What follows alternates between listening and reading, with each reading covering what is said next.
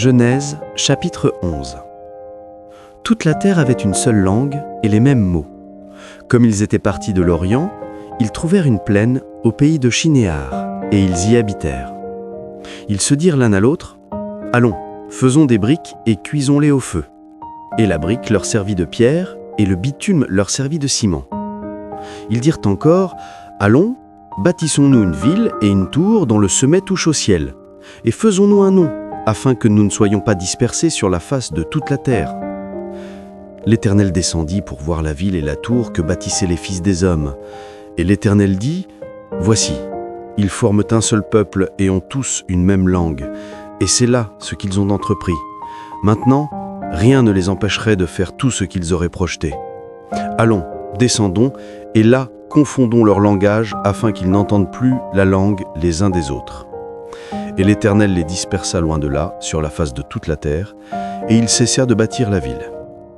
C'est pourquoi on l'appela du nom de Babel, car c'est là que l'Éternel confondit le langage de toute la terre, et c'est de là que l'Éternel les dispersa sur la face de toute la terre.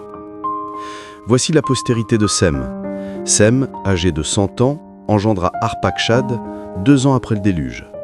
Sem vécut après la naissance d'Arpachshad 500 ans, et il engendra des fils et des filles. Arpachshad, âgé de 35 ans, engendra Shélak.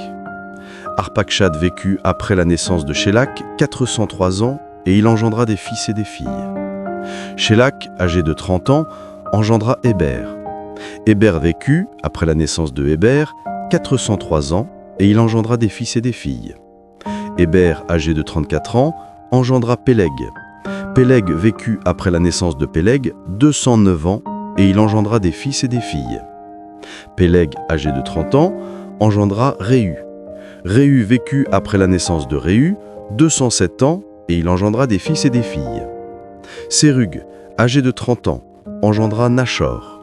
Sérug vécut après la naissance de Nachor 200 ans, et il engendra des fils et des filles.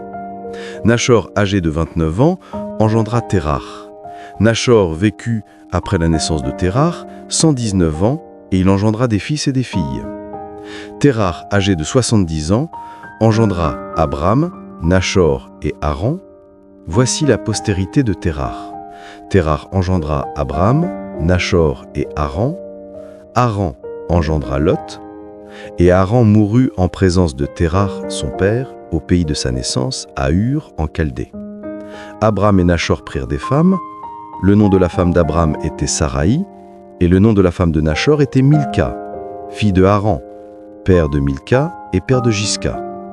Saraï était stérile, elle n'avait pas d'enfant. Térar prit Abram son fils, et Lot, fils de Haran, fils de son fils, et Saraï, sa belle-fille, femme d'Abram, son fils.